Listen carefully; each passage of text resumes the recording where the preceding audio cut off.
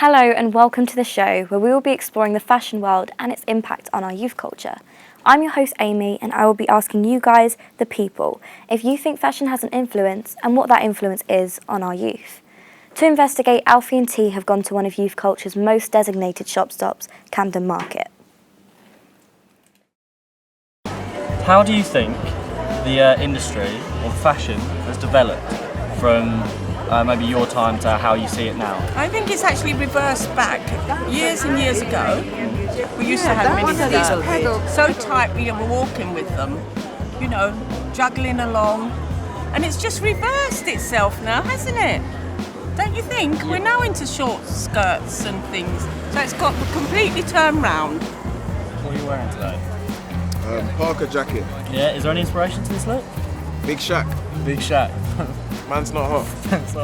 So something that we're sort of looking at is fashion and how people sort of like the way people dress. Yeah. And do you think people dress the way they do to sort of fit in with certain cliques or whatever, or just sort of they're trying to express themselves more like nowadays? I think it's a reflection of who you are. Like I think I'm quite a casual dresser. Like beneath this jacket, it's quite just like a plain jumper, some jeans, some trainers. I don't give so much attention to like what I'm wearing, just so long as I feel like I look alright and comfortable in what I wear. Describe what you're wearing to us, like what's the outfit? It's the punk music, punk fashion, you know, punk music, punk style, punk life. Was that what the kind of vibe you've always been into, like your whole life? Because I'm living at the street and my fashion is like that. You know? Oh, so you live on the street, really? We're living like the squatters, we have the squat downstairs. Man, I wouldn't have guessed it. Still, like your outfit still looks nice. I buy it in the charity shop and you must do it at home. Oh, so you get your things from charity shops? I'm best customer. I wouldn't wear fur at all, and if I could, you know, get something that was made, and like say American Apparel, they're more ethical, right? Like they pay people that make the clothes. I don't like anyone to be exploited. Like, you know, That's I think true. we need to empower one another and, you know, bring out the best in each other and not exploit anyone in any way.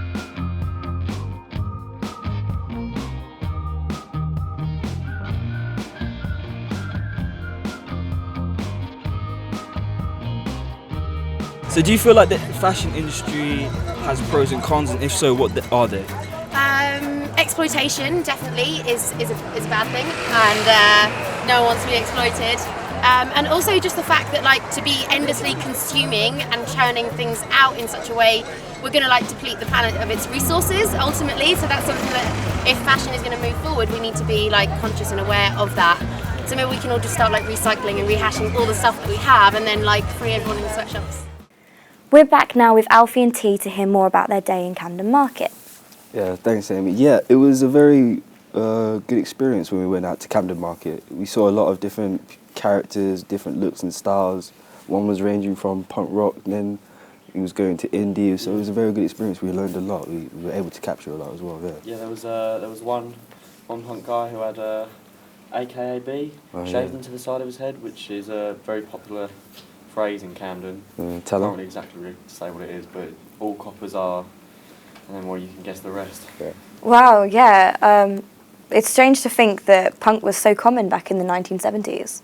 It is weird, and also the youth are like adopting old styles from like the 70s and 80s and incorporating it within their own wardrobe. It's quite nice to see. It's nice It to also, we want to see how that will develop, because now that it's come full circle, I want to see how people take that and make it their own. Exactly. See what they can do with it. Well, yeah, thank you guys for elaborating on what you saw and learnt. Fashion allows people to express themselves as who they truly are. From high-end brands to the streetwear styles, it has become one of the greatest ways for people to show who they are and what their persona is. We caught up with Robin, who creates her own pieces in her spare time. For Robin, it's a simple necessity, wanting affordable clothes that suit her style and also that cater to her ultra-petite frame. But for a fashion student, this isn't unusual, as fashion students are always adapting and creating their own pieces. This is what Robin has to say. I started making my own clothes when there was a big trend, I'd say around like 2011, where tie-dye was a really big thing, and I couldn't afford any of the tie-dye tops from the shop because they were really expensive, and I was like, say, probably like 13, 14. So I decided to take it upon myself to tie-dye myself. So I just got the like plain t-shirts, brought them home, elastic band it up, chuck it and dye.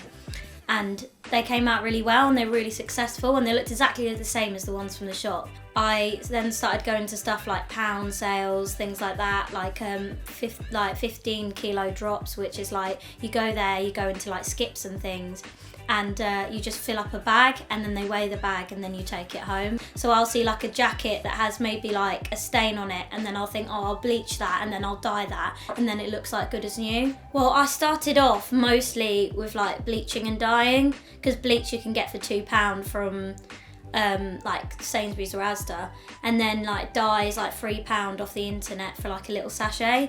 I like went on to doing more like cutting and fraying, so you do that with like scissors and razor blades and things. Sometimes you do like cut your fingers. I've got a couple war wounds from it, but went on to that, and then I recently got my sewing machine. Because I started to realise I can actually like take things in. It takes like 3 minutes, like this, what I'm wearing now. I got this from Misguided, really cheap, but it was massive when it came. Within 3 minutes, I literally just took it in on the sides, like pinned it all up, took it in on the sides, and now it's like fits perfectly to me. And I'm always one for a bargain, so I always see, like, say I go to somewhere like Topshop, like the big Topshop in Oxford Street, say, I always go round there and think, right, what can I get here from somewhere else, or what can I get, like get inspiration from here, and then take that and then make it myself, or like buy something from somewhere, alter that, change that. So like say a lot of the time I'll buy like a really plain jacket and then just like sew that up or cut that off there. I do sell bits and pieces. It's so difficult though when you make something and you really like it. I've sold like denim jackets, jumpers, t-shirts before. I've sold like shoes that I've customised, where I've like sewn things onto like say Vans and things and sold them on, and they do quite well. It depends, like you have to have good pictures to sell them up on there, because I usually sell them on like either Depop or eBay, depending on like which market I think will want it most. One of the ways people can get inspiration to their fashion style is through fashion magazines. There is a brand new fashion magazine called Peaches Magazine that hosted its debut launch on the 25th of October. Me and my team went to check it out.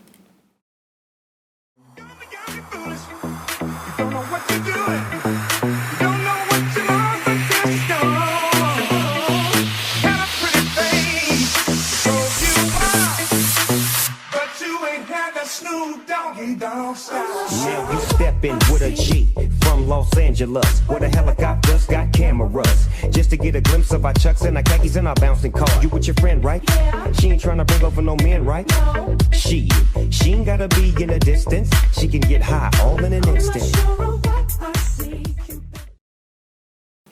Now I would like to welcome our guest for the show, Natasha, who manages her own fashion blog where she details her outfits and styles in beautiful web articles. Please welcome Natasha. Hi Natasha. Hi. So first of all, I'd like to know, when did you start your fashion blog? I started it in July, just after my birthday, and I thought it would be better because I go to a fashion college now. I started in September, so I thought it would be good to start off there on my blog, so yeah. What challenges do you face with your blog? I think it's just promotion, because I've got quite a lot of Instagram followers, but I don't know how to bring it out yet. I'm trying to contact like fashion brands just to get my like blog out there, but it's all in the progress, because obviously I'm quite new to it, so I thought, you know, try and go around and see what's out there. So yeah, I want to see different people. It's all about knowing people with blogs and then to get your name out there, so that's what I need to work on, but yeah. Where would you like to see your blog in 5 or even 10 years? Fashion blogs are mostly for recognition. Like when I get a job, like they will see it, and you know, they'll get a view of me and what I do and what I like doing. So that's kind of a board of like my portfolio basically. I would also like a bit of promotion, with it to get a lot of more people into it. But yeah, other than that, I would just like to broadcast what I like doing. Would you say you have your own individual style, or do you get inspiration from magazines or social media?